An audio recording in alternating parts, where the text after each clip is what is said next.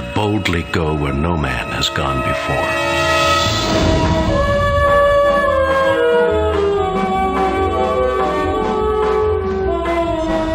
If there's ever been a mission that we mustn't fail, this is it. It's somewhat humbling to know that over 100 billion people are depending on you.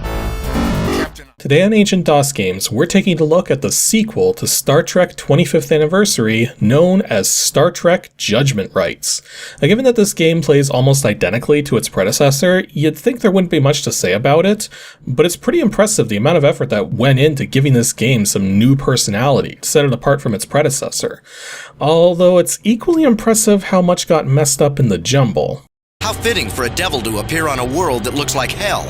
Enough of that, Mr. Johns. This is just another xenobiological entity. Correction, Doctor. This is a projection of a xenobiological entity. Yeah, despite Judgement Rites possibly being the stronger experience compared to 25th Anniversary, it has more of a rushed feel to it, given some of the pacing problems with the voice dialogue, some bugs with timings and misconnected voice clips, and even discrepancies between what's written on screen compared to what's verbally said, as well as a crash bug, which requires such an incredibly specific set of circumstances, I wasn't able to figure out how to get it to happen this time around, though I do remember running into it in the past.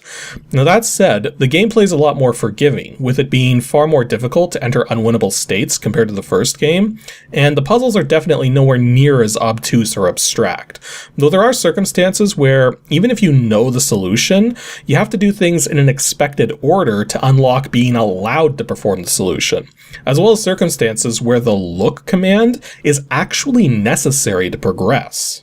Negotiate. Gravity's End, the only known proto-universe phenomenon located near Omega Maelstrom.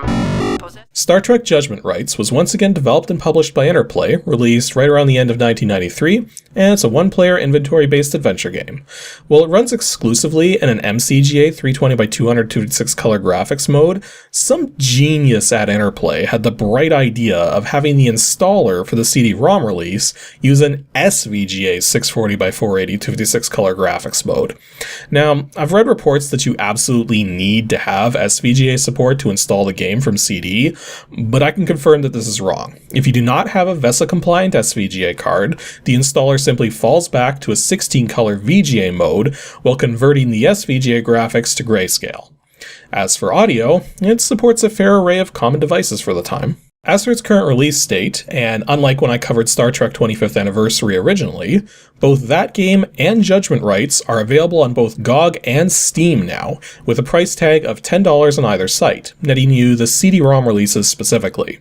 Now, this is kind of pertinent because there happens to be one major difference between the floppy disk and CD versions of this game in particular, in that the floppy disk version has a much more extensive library computer, where you can look up details on all kinds of things that have to do with the original series Star Trek, whereas the CD-ROM release, because everything is voiced, limits the library to entries which deal specifically with content in the game, which is still useful, but not nearly as fun to mess around with. If you want a physical copy, then you're in luck, as this is one of the easiest games to get physical copies of nowadays, due to the sheer quantity of copies and releases out there.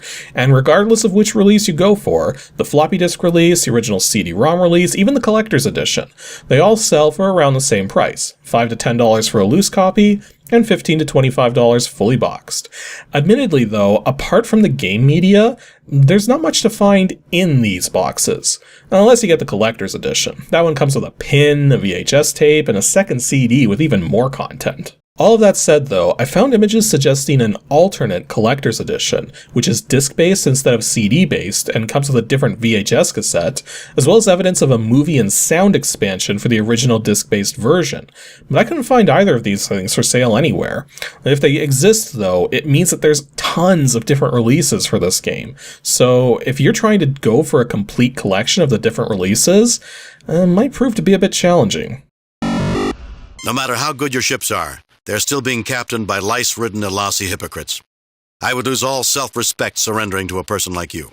So one thing I should note before getting into the gameplay is that Judgement Rites is a direct sequel to 25th Anniversary. In fact, the first episode in this game is based on the events of the last episode of the previous game. So if you've never beaten 25th Anniversary, you might be slightly lost on the events going on. Now, Kirk explains the basics though, so you won't be too lost, but it will give you an incentive to go back and play through the previous game to see what transpired. Actually, just like with the first game, before you really get into anything, you have some combat. Now you can choose to turn off combat entirely if you don't want to partake in any of it, which alters the sequence of events and skips some of the story. So it's generally better to just put the combat on easy mode if you'd rather not deal with it, where the story-driven battles will be about half as difficult as normal. I should point out though that many of the story battles here are somewhat difficult. In fact, the very first one involves two opponents, one of whom is armed with triple-firing photon torpedoes. Also keep in mind, if you warp to an area you're not supposed to, the difficulty is set to normal for those fights. Although speaking of the star chart, there's a little bit of irony going on here. First of all, the default mouse cursor position when you pull it up incidentally ends up highlighting the very first location you're supposed to go to for the first mission. Also, later on, you're supposed to go to a rift of sorts, and even if you don't know where this rift is, there's a selectable location on here that looks like a rift and not a star, and yep, that's where you're supposed to go. Either way, dealing with this star chart is annoying. Doubly so because my copy came with a digital manual and I didn't want to have to print it out, so I just made myself a crappy little star chart. I should point out, I've owned this game longer than 25th anniversary, so this sheet of paper here is pretty old by this point. In English, it remains exactly as I said. However, for those unskilled in the language, this is a battery charger. One thing that's immediately obvious about the missions here is that more effort has been put into making them dynamic, giving them multiple possible outcomes, and having much more elaborate dialogue trees for Kirk. That said, you can still complete missions and yet fail them in the process, having to do them over as a result. Well, if you do succeed, you get a message from Starfleet to indicate your prowess, and this is something that's been changed from the original game. In the original game, you're given a percentage score for each mission and are awarded commendation points as a result. Here, that doesn't happen, or rather, it does, but those numbers are hidden from the player, instead giving you the general assessment, but not the actual numbers involved. This can sometimes make it difficult to tell just how good or bad you did on a mission, which, given the more elaborate dialogue trees, can make it surprisingly difficult to get a perfect score.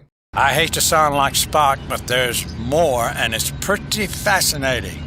However, as soon as you reach the second of the 8 episodes in the game, you're going to almost immediately be hit by the game's overarching theme of morality, as there's a subplot interweaved through every even-numbered episode, all culminating in a final mission with some of the most elaborate dialogue trees this game has to offer. And trust me, they get intense, they get highly philosophical, and it can be extremely difficult to get a full score going through this. The second episode here has you having to make a moral decision between dooming a proto-human population to violence in exchange for valuable technological data, or destroying that data in order to free the proto-human population from the binds of control and testing. And it's made blatantly clear by the end that it's not the proto-humans who were the ultimate test subjects, that was you. Every odd-numbered mission breaks up the bigger morality play going on, offering some more levity and interesting situations. And the third mission in particular starts by pitting the Enterprise up against a Fokker DR-1 triplane, fresh out of World War I. Its appearance is identical to a Fokker DR-1. Yeah, nice try, Spock. I looked up the pronunciation, and I'm the one who's got it right. But in any case, this brings us to the guest appearance of Trelane, same actor and everything, and is by far the most elaborate mission in the whole set. Captain Kirk, that is not the way for mortal enemies to greet each other on the field of battle. Which also establishes another interesting aspect to the game, which differs greatly from the first one. The security officers are not just random redshirts anymore that can be killed off. In fact, this is one of the only missions where you even have one, and because he's not from your ship and holds a particular happenstance against Kirk, he acts extremely belligerent, and how you have Kirk respond to this insubordination also affects your score and minor aspects of the final outcome. Most illogical. In fact, the whole sequence at the end of this mission, when you face Trelane himself, can end in a couple of ways, one of which I'm not even going to attempt to show because, well, okay, see this army trench here? This is Trelane's sterile, spruced up version intended for dramatization, basically made to be neat and tidy, as is the rest of his efforts in recreating a quote-unquote war-torn town. But you can get Trelane to visit an actual, proper recreation of such a trench, and it's not a scene for the faint of heart, so yeah, not going to be showing it here. Are you calling the Baron of Gothis a liar? Not a liar, just misinformed. Once you get up to the 4th mission, it becomes clear that things are going to be turning out differently than you expect, as once again, the landing party is shaken up a bit to have a blue shirt officer join you, who seems to have preconceptions of good and evil, which end up interfering with the mission. And then you get to the 5th mission, where suddenly, you don't even go to a planet. Yeah, it wasn't uncommon for original series episodes to take place entirely on the Enterprise, but 25th Anniversary was composed entirely of missions taking place on other planets or space stations or such. The 5th episode here starts you off with the Enterprise taking heavy damage from plasma strikes while inside a rift, and after evacuating the bridge, your main companions become Sulu and Chekhov, as opposed to the usual duo of Spock and McCoy. Well, they say the price of freedom is eternal vigilance. What does that mean, Sulu? That we should have been more vigilant? How could we? The sensor said nothing. Well, maybe if Starfleet sensor designers would be quicker to modify their sensors to react to new phenomena. You two are as bad as Spock and McCoy. Actually, something I find interesting about this mission in particular is that you see Chekhov calling Mr. Sulu by his first name, Hikaru, suggesting that the two actually have a solid friendship going by this point, given that it's very improper to call a Japanese person by their first name otherwise. And I do like that there are little attentions to detail like that in the stories presented here. You also learn at one point that Chekhov was originally working down in engineering before becoming a bridge officer, and now that leaves me wondering more about his backstory prior to his first appearance on the show itself. I think there is a tag on this suit. Made in... Oh, Russia. I don't think such a tag exists, Mr. Chekhov. It's not polite to perpetuate falsehoods in front of senior officers. Indeed, Mr. Chekhov, if I weren't in such a good mood, I'd put you on report. The next thing you'll be saying is that warp drive was invented in Russia. Didn't Cochrane spend several years in Moscow when it was being developed? Nice try, laddie. By the end of the game, every main cast member of the original series will have been in your party at least once, and I find it incredibly refreshing and forward-thinking for the devs to have done that. Although it also explains some of the rushed feel, as I briefly mentioned. Again, the rushed feel is more of an overarching thing, not something that breaks numerous aspects of the game or prevents it from working properly. I only ever ran into one repeatable crash, and it required a very specific setup, which I've long since forgotten, so I can't really show it.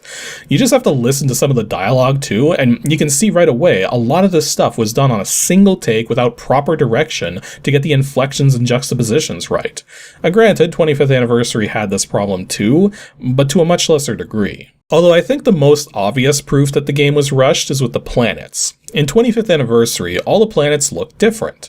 Here in Judgement Rites, every single animation's been done as a pre-rendered cinematic. But they only made one for the planets, so every planet you visit in this game is this hazy purple ball, as opposed to there being any sort of variety. Now, one might argue they simply ran out of space on the CD, given the sheer quantity of dialogue, but I've done a file check. They had 45 megabytes left to work with, more than enough to fit some more planet cinematics in.